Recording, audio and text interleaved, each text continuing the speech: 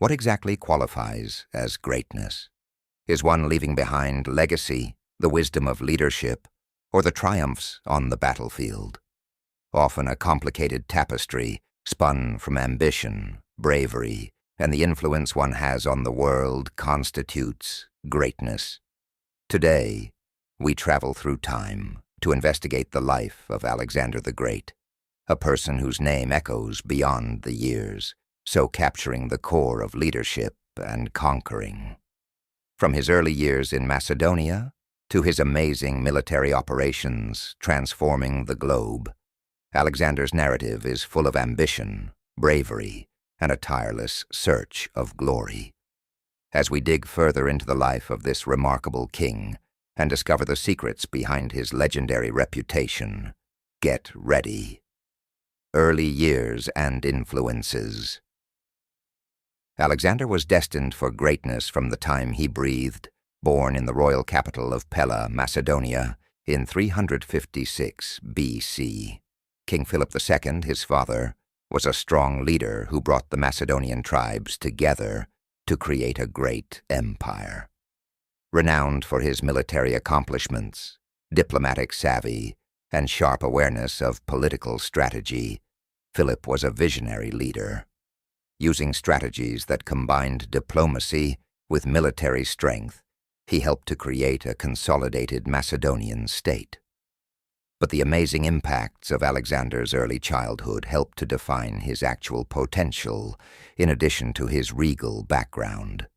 He was taken to the esteemed court of Epirus, where he encountered the complexity of politics and power, at just 7 years old. It was here he started to grasp the nuances of statecraft and the art of government. But his ambition really sparked by his study under the great philosopher Aristotle.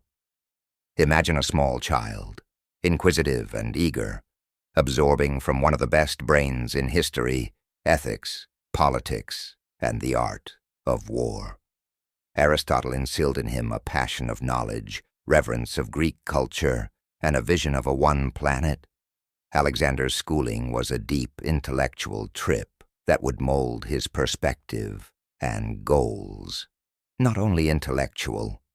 Teaching Alexander to value the arts and sciences, Aristotle stressed the need of philosophy, ethics, and the search of knowledge.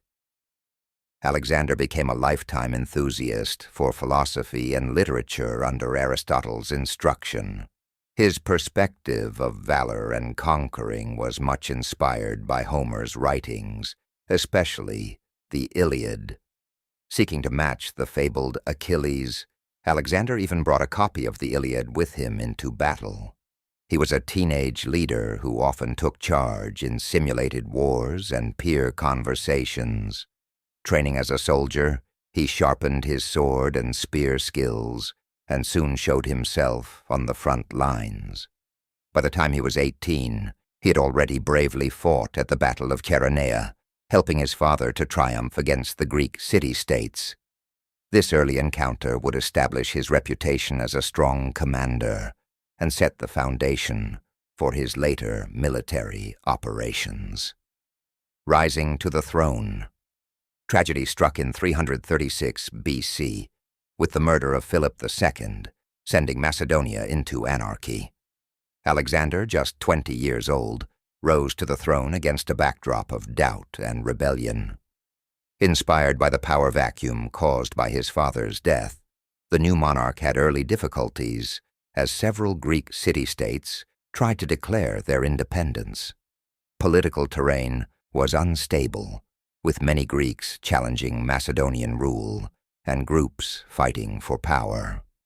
Rather than stuttering, though, Alexander grabbed control with a furious will.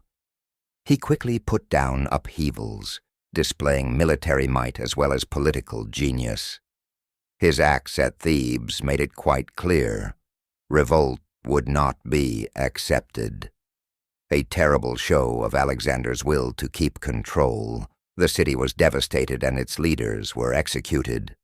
Strategic in nature, this merciless strategy sought to unite the split Greek states behind his banner so ready for the wider invasion of Persia. Declaring he would be king of Macedon, as well as king of the Greeks, he established himself as a uniting person. Alexander's military prowess and charm won over many, and shortly he was ready to start the great campaign defining his legacy. The weight of his father's aspirations now lay on his shoulders.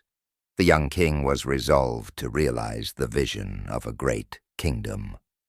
Ready to march into history, Alexander gathered an army of around 35,000 men in 334 BC from the finest fighters from Macedonia and Greece. The Persian campaign starts. Alexander entered Asia Minor driven by a fierce ambition for greatness and started a war that would bring him right into the Persian Empire. At the Battle of Granicus, where he confronted a more sizable Persian force, his first significant clash was Alexander's unflinching bravery was evident even with a numerical handicap. Inspired by his presence, his army charged into battle from the front. Imagine him, sword raised high, motivating his men to battle valiantly against the enemy. The Battle of Granicus was a statement of will as much as a military action. Along with securing a foothold in Asia Minor, victory unlocked the wealth of the Persian Empire. His next aim was Sardis, which his army rapidly seized. Alexander's profile developed and his aspirations raised with every triumph. Often taking the adversary off guard and driving them into retreat, his approach depended on speed and surprise, and would become his trademark. Next, Alexander had a great difficulty marching south to Tyre. The city was strongly guarded since its strategic position made it a prime target. Alexander's will was unflinching, and in 332 BC, he at last broke through Tyre's defenses during a 7-month siege. Though he paid a great price, his triumph proved his unwavering will to rule. Imagine his men celebrating another triumph, their ruler guiding them to still another success. Tyre's collapse was a psychological blow to the Persians, as well as a military triumph that highlighted Alexander's tactical genius. The Siege of Gaugamela. Having made a name for himself in the area, Alexander focused on Babylon, the Persian Empire's core. At the Battle of Gaugamela, where he would be facing the Persian king Darius III with an army estimated at over 100,000 strong, his biggest challenge lay waiting. Though the odds appeared stacked against Alexander, he had amazing tactical foresight, something more than numbers. Alexander painstakingly examined Darius's army in readiness for the fight and developed a strategy based on their shortcomings. Tensions were evident on the day the conflict took place, as the sun rose over the horizon. As the two armies battled fiercely, the crash of swords and the roar of hooves rang over the ground. Though both sides battled valiantly, Alexander's creative strategies turned the tide. With their outnumbered but carefully organized feigned withdrawal, Alexander's men drew the Persian cavalry into a vulnerable posture.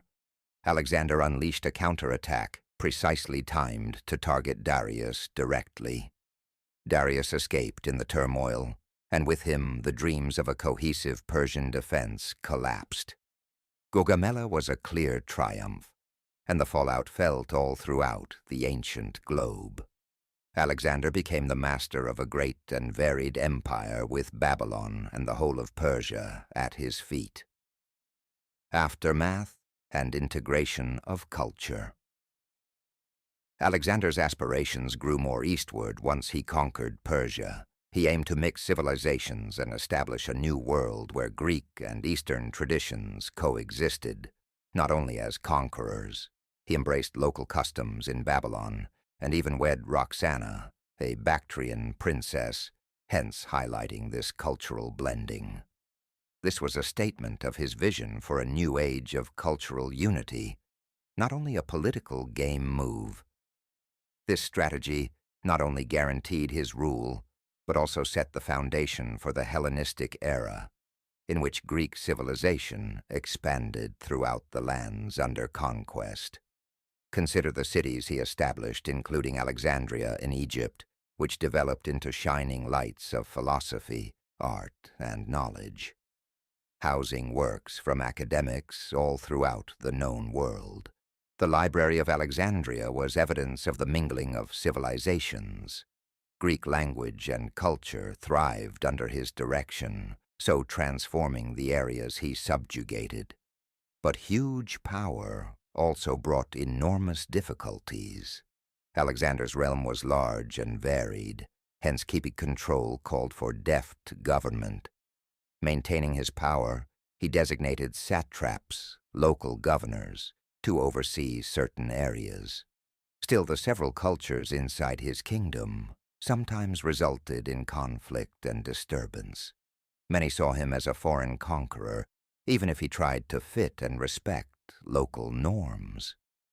Alexander's attempts to combine Greek and Persian cultures included adopting Persian dress and customs, which alienated some of his Greek and Macedonian adherents. His soldiers, used to their own customs, grew more dissented the more he adopted Persian customs. This inner struggle would hint to the difficulties he would encounter in the next years: downfall and legacy. We have to face the realities of power and ambition as we near the finish of Alexander's incredible adventure. The seeds of discontent were sown among his troops, notwithstanding his remarkable successes. After years of non-stop campaigning, many of them were tired and yearning to go home, to Greece. The constant push eastward paid off. In 324 BC, following a taxing campaign in India, Alexander encountered a revolt among his warriors. Exhausted and yearning for home, Alexander's army declined to march farther into India during the mutiny at the Ephesus River. For Alexander, this event signaled a major career turning point. Making a terrible choice, he headed toward Babylon to unite his realm. Still, he was much affected by the demands of leadership and the weight of continuous conflict. Alexander returned to Babylon and soon became quite sick. In a few days, he passed away from an unidentified sickness. One wonders about the reason of his death: fever, maybe typhoid, or poisoning.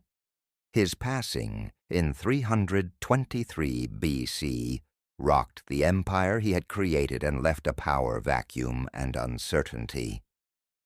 Alexander's legacy is complicated. His conquests changed the globe, but they also left a power vacuum that would cause infighting among his generals, sometimes known as the Diadochi. Once a symbol of unity, his empire broke apart into multiple kingdoms run under former friends, battling for authority. Known as the Wars of the Successors, the wars that followed Alexander's death were characterized by betrayals, changing alliances, and intense fighting, dramatically transforming the political scene of the ancient world. Yet Alexander's influence persisted even in death.